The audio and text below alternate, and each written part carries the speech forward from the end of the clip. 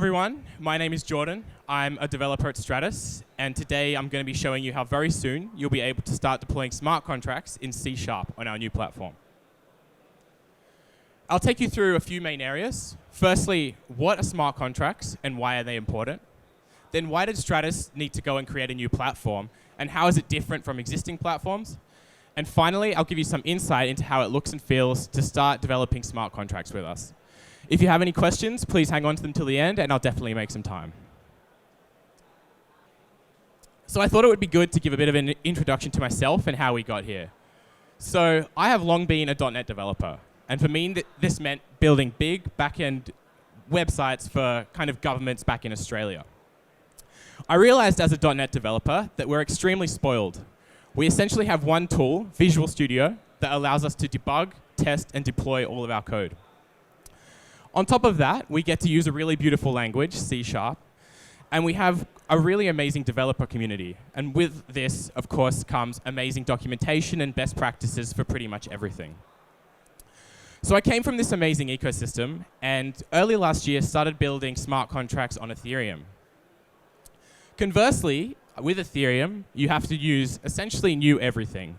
So new programming language, Solidity, and all of the tools in the ecosystem really feels really young. I was really frustrated this whole time because I really just wanted to use my favorite tools. I really just wanted to use Visual Studio, and I really just wanted to use C#. So I started taking steps to remedy this. The first thing I did was I started building a C# to Ethereum virtual machine compiler. What this would do is take C# code and ultimately compile it down and start outputting Ethereum virtual machine instructions. My end goal here was to start replacing Solidity. So this process actually worked. It worked really well, but unfortunately there was one big flaw that I could never quite get past.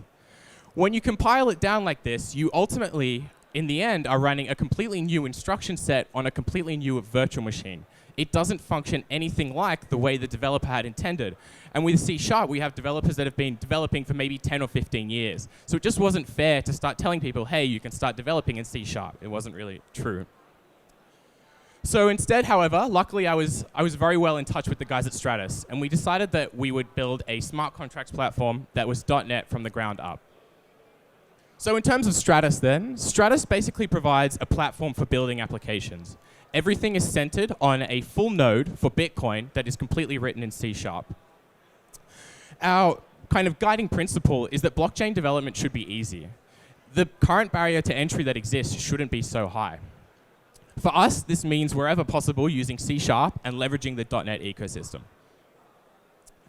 We kind of have a range of products that are in the works, out now, and coming out soon. Some of these, obviously smart contracts is one of these, but we also have exciting things like sidechains, masternodes, wallets, and so on. And everything, again, is in C#. So say you're out there and you have a really good idea for a blockchain application. Maybe you have some great idea where you want to leverage transparency, maybe to replace some government entity. Maybe you have a really good idea for some kind of corporate application where you can really leverage decentralization, remove some middleman, and everyone can reap more value from the process. So one thing you may be looking to do, for example, is build an auctioning platform. You could build an auctioning platform in a way where any individual can come and start interacting with any other individual. People can buy and sell and list items, and anyone can kind of come and start bidding on these items. So this is a great idea. This would be a great idea because this central entity would have less control over the process. You wouldn't have anyone that's kind of taking 10% of every transaction. And you wouldn't have anyone that could exert too many rules. So this is a great idea. You should go and do it. But if you wanted to do it maybe 3 years ago, before smart contracts were a thing, you had a really difficult situation. This was a really arduous process to go and do this. You would have had to first go and clone an open source blockchain repository. Probably something like the Bitcoin core node. You would then have to go and build into this code your required functionality. This could be new opcodes, new layers to the consensus protocol, whatever it is to get your auctioning platform working. So that's all good, but the hardest part here is absolutely this last part. You would have to somehow convince enough people around the world to start running your node. You would have to convince enough people to start giving their computing resources so that people can start mining and essentially people can start leveraging this decentralized network. Obviously, if the code's just running on your computer at home, it's really not much use. So obviously, there's a big issue with scalability here, and this is where smart contracts come in. So formally defined, smart contracts are snippets of code that extend the functionality of a blockchain, allowing it to map out complex financial interactions through the sending of funds and storage of data. What this means is anyone can come, for example, I could come, write a bunch of code and deploy it to a chain, and this underlying chain now has more functionality than it did before. For example, I could go and write a bunch of auction-related contracts, deploy this on-chain, and now anyone can start interacting, start bidding, whatever you need for your auctioning environment, all on this one underlying chain. We no longer have to convince people around the world to start running our node. So the guiding thing here is smart contracts really make blockchains general purpose. So just some of the use cases that are kind of really popular at the moment. Obviously, auctioning, we've touched on. Tokens as well. You're very likely aware that most tokens that you are investing or buying now actually exist as subcurrencies on another chain. They don't actually have their own underlying network. Getting into some more complex scenarios, you have things like peer-to-peer lending and peer-to-peer betting. Obviously, in these cases, we're trying to remove some financial middleman, like maybe banks or wagering companies, and everyone can leverage more value from that transaction. Getting down to the really complex end of things, people around the world are looking at things like self-sovereign identity. So this is the idea that individuals manage their own identity. It exists on-chain. There's no kind of maybe passport issuing authority or whatnot, and as the owner of your identity, you can give people access to certain parameters. So that's really getting into kind of the more complex side of things, but this is just touching on some of the things that are possible with smart contracts. So say smart contracts, obviously, we know now are important, but say you're Stratis. Say you actually want to go and build the underlying platform. How do you do this? And this is actually a really interesting problem. If you know much about blockchains, you'll understand that they act by having nodes all around the world continually reach consensus about the state of some data. This could be the transactions that have been made, or this could be, say, the current balances of everyone, or so on. So that's all good, but when you start introducing smart contracts, it's a really tough problem, because what you want to be able to do is let anyone start deploying useful code. Anyone should be able to start deploying code, yet at the same time, whenever this code executes, around the world, all the nodes have to execute the code in exactly the same way and always yield the same result. For example, my 64-bit Windows computer running now maybe needs to execute a contract and yield some result. And at the same time, a node that's syncing 2 years from now needs to run this exact same code. This node could be in China. It could be running a completely different language. It could be running Macintosh. And it could be maybe 32-bit. Yet despite all of these things, the code has to execute and yield exactly the same result. So tough problem. The very first solution to this is to build a custom virtual machine. The most common example of this is the Ethereum virtual machine, which you'll likely have heard of. The idea here is that this virtual machine and its instruction set are inherently constrained. There's no way in the EVM that you can somehow retrieve external information. You can't make HTTP calls. You can't access any information about the underlying operating system or so on. And on top of this, when these virtual machines are created, they natively track resources. And so we'll talk about why this is important in a second, but we really need to be able to track memory consumption, storage consumption, and of course the number of CPU instructions being used as well. So this all works, this kind of Ethereum approach, but it requires a completely new ecosystem. And this comes back to my problem initially when I started writing the compiler. Because of this completely new instruction set, you have to build everything from scratch. New language, solidity, new development environments. And this is why you see things like decompilers for Ethereum are still in development. They're just not ready for production yet. So at Stratis, we decided to do something different. We've taken a very different approach. We decided that from the beginning, we would use the .NET virtual machine. This is known as the CLR, or the Common Language Runtime. Obviously, we don't control this machine, so we can't kind of constrain it inherently. What we can do, however, is constrain the user code that runs on it. So it's a different approach, and rather than constraining the virtual machine itself, we constrain the code that runs on it. So what happens here is when code is deployed on-chain, nodes will check that this code meets certain criteria and is always deterministic.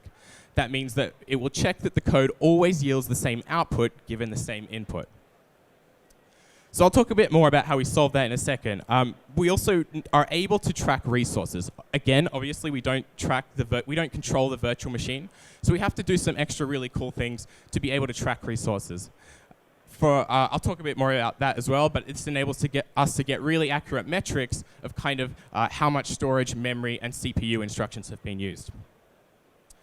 So there are some really tough problems there, but once we solve them, we actually have a really great outlook. We are able to actually use an entire existing ecosystem. For us, this ecosystem is C#. This ecosystem is Visual Studio. And essentially every tool that developers are already used to, they can start using now. So it means finally I can start writing smart contracts in C#. So some of those tougher problems, just to touch on like how we fix them. So deterministic execution. It's this idea that given the same input, nodes always have to return the same output, no matter where they are in the world, no matter the architecture of the machine, and so on. So what we do is we validate the code that is deployed on chain at the instruction level. So byte by byte, we ensure that certain criteria is met for every contract. So the first, just some of the examples of things that we do, but the first one is we limit the amount of libraries that can be used. So in C#, you can only use system.link, and stratis.smart contracts. This might not seem like a lot, but it actually provides you with more functionality than Solidity out of the box. You're not allowed to make any network, operating system, or architecture calls. Obviously, these are things that could cause issues with determinism. So what we do is we detect these, again, at the bytecode level. In .NET, these are pretty easily recognized as pinvoke or unmanaged code calls. We don't allow any floating point arithmetic. You can imagine that 32-bit and 64-bit machines react differently when they're calculating floating point numbers. There can be some issues in the last few digits not being exactly the same. To combat this, we just disallow use of floating point numbers. Threading is an obvious one. If you have kind of many threads inside of a smart contract, we have no control over in which order those threads are going to finish. Could be an issue with determinism, so we disallow those. And finally, finalizers. So the garbage collection in .NET is non-deterministic. We don't have any control over when and how it will happen. So to combat this, we just disallow use of finalizers. And finalizers happen anytime an object is cleaned up by the garbage collection. So then resource tracking. So as mentioned, when a contract's executing, if it's executing on my computer, it actually costs me something. It costs some storage on my hard disk, costs some on my memory, and it costs some CPU time as well. So we need to pass this cost on to somewhere. We need to know and have an accurate metric of what this contract is spending. So we refer to this by calling the idea of gas. So gas essentially is a fee that is paid by someone for contract execution. And there's a related problem here, which is checking for infinite loops. You can imagine in our consensus model, if contracts come up against some code that is going to loop infinitely, there's going to be a problem there. The nodes are never going to be able to get past this and never ultimately be able to reach consensus. So to fix all of these things, again, we do something really cool. We break up the code by branching instructions. So at the lowest level, you can imagine that code essentially exists in blocks. Every time you have a new if statement or a new while loop, this is essentially a new block. You'll meet a branching instruction here. So we break up the code by branching instructions into segments. For each of these segments, we count roughly the amount of computation inside and then spend some amount of gas behind the scenes. So to show what this looks like, if you're a developer, you'll recognize that this kind of bid method up the top, it has kind of three sections. There's a part down the top, a part in the middle inside an if statement, and then a part down the bottom. You can imagine depending what criteria is met, the contract is going to follow a different line of execution. For example, it may go into the if statement or it may not. So that's the code that the developer actually writes. But the code that the node runs behind the scenes is the code down the bottom. So what's happening here is the node will count roughly the amount of computation in each of these blocks and then append some kind of gas amount that is to be spent before each of these segments is executed. So this gives us really up-to-date metrics on kind of how many instructions are being run at any time and how much memory and storage are being used. And more importantly, it prevents infinite looping. You can imagine if the same block of code is being hit over and over and over, it's going to cost a huge amount of funds. The contract will quickly be terminated and the nodes can all move on and continue to reach consensus. So those are just some of the problems that we had to solve.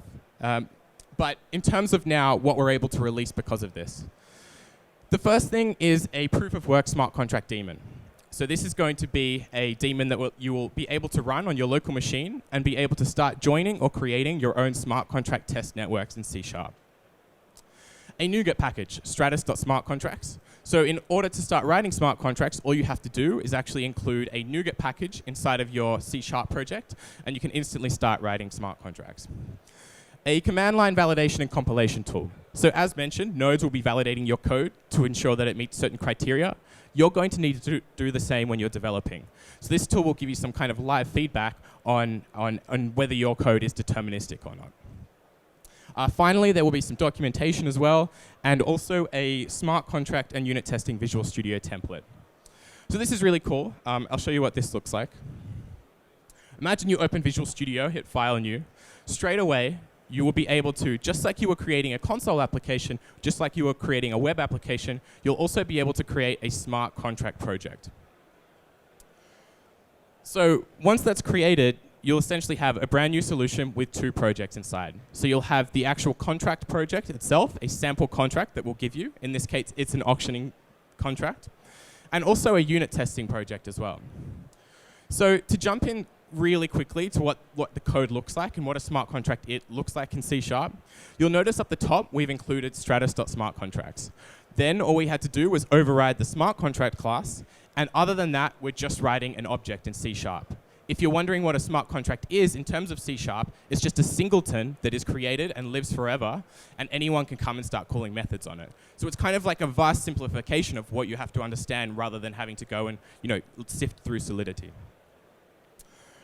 So leveraging some of the .NET ecosystem here and really showing some of the power of that, you'll notice we also have a unit testing package inside of this same solution, inside of this same template.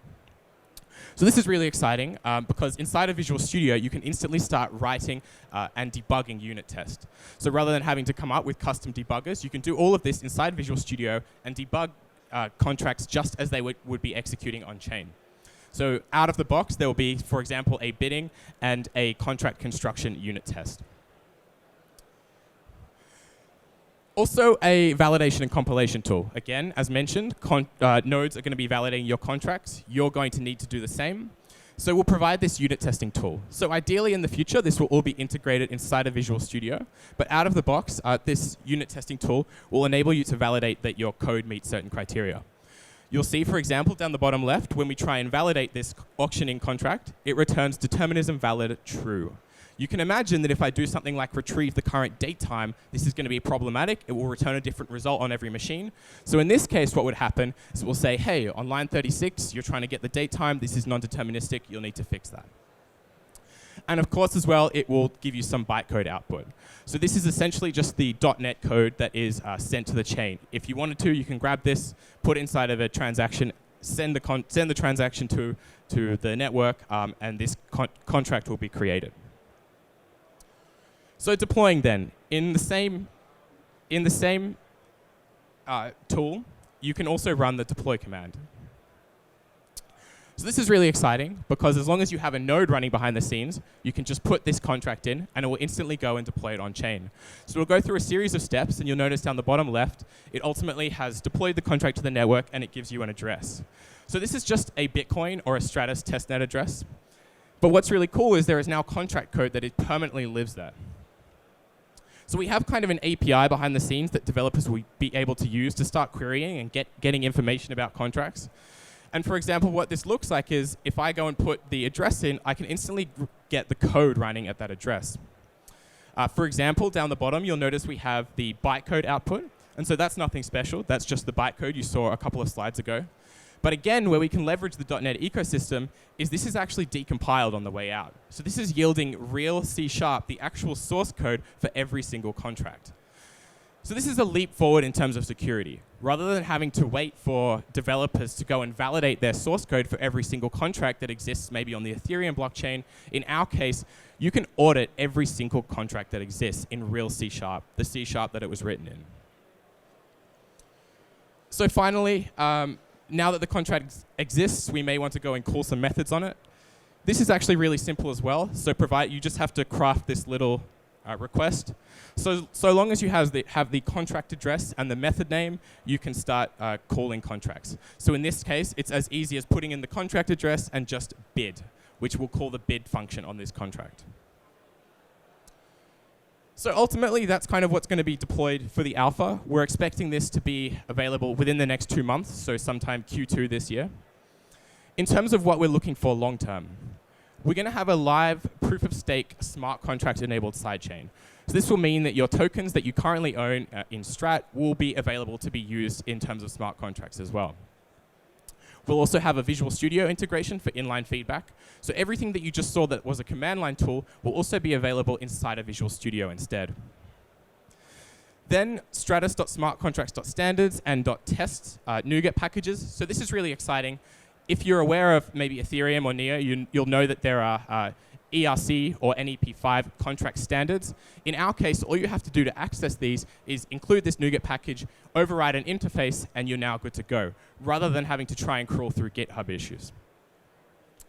So longer term then, there's like a bunch of really cool things we're looking at doing. One of the most exciting for me is F# support. So again, we're just using .NET. We're just using kind of real C# and .NET. So we'll also be able to natively support F#. And this is really exciting because F# is functional. It really opens up a lot of opportunities for us with formal verification of smart contracts. That's it from me. And yeah, I'll take some questions now.